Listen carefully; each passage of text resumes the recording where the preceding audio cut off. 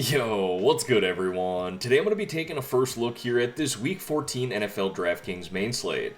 Let's dive right into it. And like I always do here in this video, I'm going to go position by position, highlighting the plays that are sticking out to me here early in the week, and then we'll wrap up this video by putting together a first look cash lineup and a first look tournament lineup. But before we dive into the quarterbacks, everyone, if you could like this video and subscribe to the channel, I would greatly appreciate that. It's completely free for you to do, and every like, comment, and sub that you guys leave me truly does help me out here on YouTube. With that being said, let's dive into the quarterbacks, everyone, and 5 caught my attention here with my Monday look. We'll start at the top here in a good spot for Josh Allen going up against Cincinnati. Now, he's been kind of disappointing here in his last 2 games, but obviously we know the upside that he offers. Just going back 3 games ago, 47.7 DraftKings points. That is a massive ceiling score, and he's usually someone who floats in that mid-20 range. This is a really good spot, however, against that Cincinnati defense, one that we've been picking on all year long. Now, on the other side of that game, I don't mind Joe Burrow either. Probably more of a tournament play for me than a cash game play. But if T. Higgins is back, I'll like him even more. Scrolling down a little bit off of that, if we want to talk about a cash game quarterback, I don't know how we don't talk about Jacoby Brissett. He has been Mr. Consistent ever since he took over the starting job for the Arizona Cardinals. 20-plus DraftKings points now in every single start that he's had. And DraftKings really isn't pricing him up from last week. And as a matter of fact, he dropped $100 from his previous price. And then I don't mind Trevor Lawrence here in this matchup against Indianapolis. He's not the best true quarterback in the NFL, but when it comes to fantasy scoring, he has been pretty consistent. You can see here in his last 5 games, he's now put up 21 plus DraftKings points. I really do like that considering the price at $5,400. And then the last quarterback that I wanted to highlight here was Tyrod Taylor. Now, I like the rushing upside that I saw from him in Week 13. 8 rushing attempts, 44 rushing yards, did find the end zone. But more importantly, and maybe not more importantly, we love that he's running the ball, but I like to see 30-plus passing attempts here as well. So really got a full game out of him. Real full quarterback play on both the passing and rushing side. $4,900 there in a decent matchup against Miami. I think he will be cash game viable once again. Now, moving on to the running backs here, we'll start at the top. I got 5 that are sticking out to me here with the first look. I think Jonathan Taylor is going to be tournament viable, but I don't know if we'll be talking about him in cash come the end of the week. 8.6 and 15.1 DraftKings points now in each of his last 2 games, albeit tougher matchups and opponents against Kansas City and Houston. They do have some pretty stout run defenses. Do like Devon Achane here on both the cash and tournament side of things. Good matchup against the Jets. He's heavily involved in the running game, usually involved in the passing game. We didn't see that last week, and they really didn't need to get him involved, I guess, in that game against New Orleans. New Orleans kind of made a comeback towards the end, but overall, it was a game that Miami pretty much took control of. I like James Cook here in this spot against Cincinnati. Talked about this earlier with Josh Allen. The Cincinnati defense has been bad all year long, particularly stopping the run, and James Cook has been super efficient when it comes to running the ball. And I like his involvement here in the passing game over the past 4 weeks. Now, his price has steadily been going up, but for all the right reasons. Now, on the other side of that game, I like Chase Brown here as well. Really like his involvement in the passing game too. You can see here in his last 4, 14, 8, 4, and 7 targets. Really like to see that considering the PPR format here on DraftKings. And he's been pretty damn efficient running the ball here, especially in his last 3, averaging 5 yards plus per carry. And that Buffalo run defense has really struggled this year as well. That's one we've been picking on throughout this season. I think Judkins is an interesting tournament play here in this matchup against Tennessee, another defense that has struggled this year, and I really like the consistency and opportunities that he's been getting, especially in the running game. It's not always as consistent in the passing game. You can see it's a bit sporadic in targets, but overall, they're getting the ball in his hands. They want him to make plays, and again, I like that spot there against the Titans. And then the last running back that I wanted to highlight here was RJ Harvey of the Denver Broncos. Being that J.K. Dobbins is on on the IR. We're seeing him as a starting running back, 11 and 13 rushing attempts now in his last 2 games. He's been pretty consistent in the passing game all year long. Scored 2 touchdowns here just last night against Washington, so I like to see him being used at the goal line, but overall a good price there and a good matchup against Las Vegas. We then got the wide receivers here. As you all know, I like to put these top wide receivers into 3 different tiers. Tier 1 is pretty straightforward for me this week. We got JSN here, Puka Nacua, and Jamar Chase. Yeah, draw a name out of the hat. We know the upside that they offer, all sitting in pretty decent matchups as well. If I had to pick one here today, I'd probably go with Jamar Chase. If T. Higgins does end up coming back this week, I might pivot off of that, but overall, with Joe Burrow in the lineup right now, it is hard to ignore Jamar Chase. Tier 2 for me is going to be Devontae Adams down to Chris Olave. I can't say I love this Tier 2. Devontae Adams has absolutely been a touchdown monster. I'd like to see more consistency towards the double-digit targets for him. But overall, they're throwing him the ball at the goal line in the red zone, and he is making the most of that. 14 touchdowns now on the season, so I think he's more tournament viable than cash game viable. And then Chris Olave, I don't mind him. Now, I loved him getting double-digit targets earlier in the season. It was super, super consistent. That consistency's fell off a little bit here, but overall, I don't mind him at this price of $6,500. That Tampa Bay secondary has really struggled to stop wide receivers this year.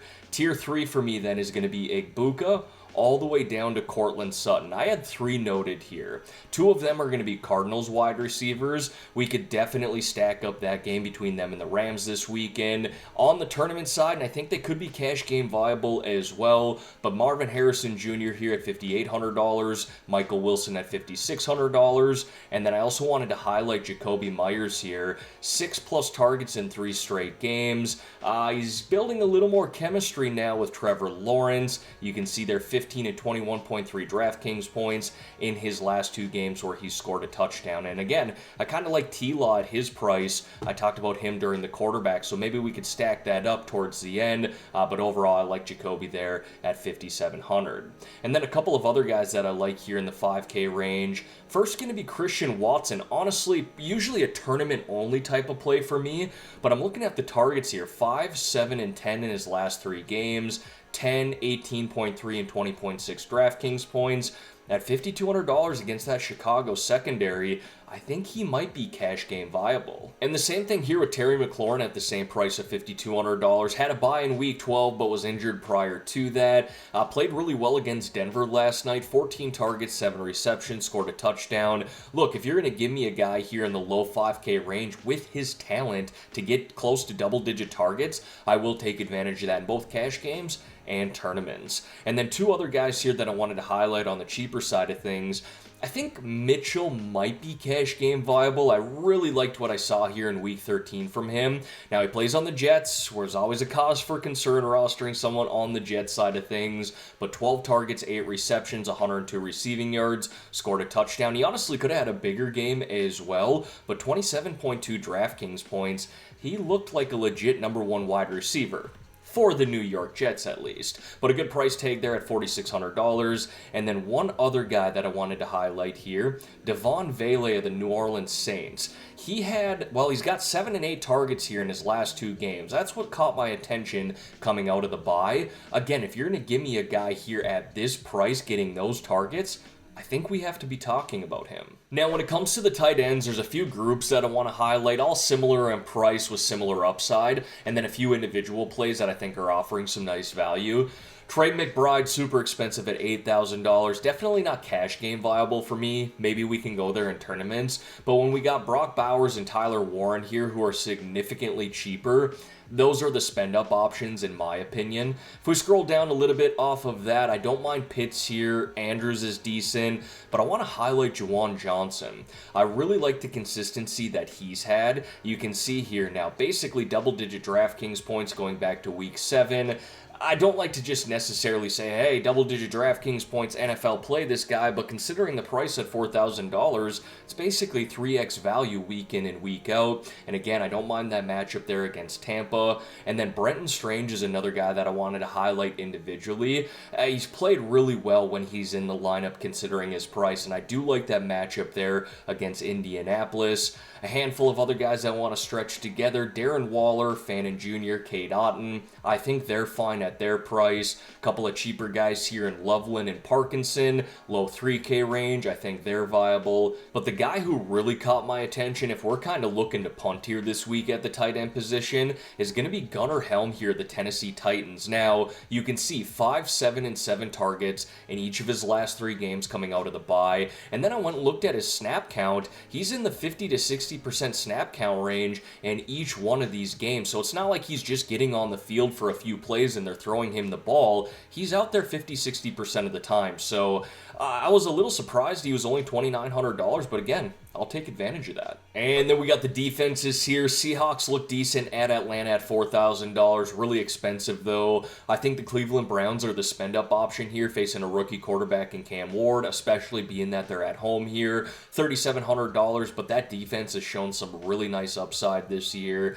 Handful of other defenses that I think are okay, but honestly, if I'm looking to spend down here, I don't mind the Jaguars at $2,700, and I know Indianapolis has put up points this year, but look at this Jags defense. They have been super consistent, averaging 8.2 on the season, and they're a defense that can make some plays, so they were the spend down option for me here early in the week. All right, everyone, now we're going to put together a first look cash lineup here, but before we dive into the quarterbacks, if you could like this video and subscribe to the channel, again, I would greatly appreciate that. Completely free for you to do, and every like, comment, and sub that you guys leave me truly does help me out here on the YouTube algorithm. Let's go here in the cheap direction for our quarterback when it comes to cash lineups this week. Honestly, Jacoby Brissett has been playing such good football and putting up fantasy numbers. I'm going to go with him at $5,700. Now, I would like to spend up for Devon Achane here and then probably save a little money with RJ Harvey. It's kind of a 1-2 punch there that I really do like. 2 starting running backs. And then when it comes to the wide receivers, let's save a little money here initially. Let's go with Jacoby Myers. Maybe more of a tournament play, but honestly, I do like the way he's been playing with the Jags. Let's go with Christian Watson and Terry McLaurin. Kind of in this 5K range. At the tight end position, I do want to spend down here for Gunnar Helm. And then let's just put in the Jags here at $2,700. See what that leaves us. $8,100 for a flex. I need an extra $100 to get to Jamar Chase, and I might pivot a little bit to get him in there, but just for the sake of this first look cash lineup, I honestly don't mind going to James Cook either. And then my favorite part of this video, putting together a first look tournament lineup. I mentioned Trevor Lawrence and the Jags quite a bit, so let's stack him up. Let's do a double stack here with T-Law. We'll put in Jacoby Myers once again. I really do like his upside. Let's save a little money here with Brenton Strange, and then we'll run it back with Jonathan Taylor, a spend-up option. And I want to do a little running back defense stack here with Judkins, and let's spend up here for the Cleveland Browns defense. $5,200 left over for 3 players. So let's go down here to Devon Vele. I know I can save a little money with him. And I do really like that spot for Chase Brown playing against the Bills defense. That run defense has truly been bad this year. And that gives us $5,200 for a wide receiver. Christian Watson, Terry McLaurin, put both those guys in my cash lineup. But honestly, I really do like this spot here for Christian Watson. Can score from anywhere on the field. I mentioned earlier he is more of a notorious tournament player for me, but considering the volume he's been getting, we're talking about him in cash now too. But for a first look tournament lineup, I quite like that. Alright everyone, that is going to wrap up this video here for today. As always, thank y'all for taking the time out of your day to watch the content here on this channel. If you could like this video and subscribe to the channel, I would greatly appreciate that.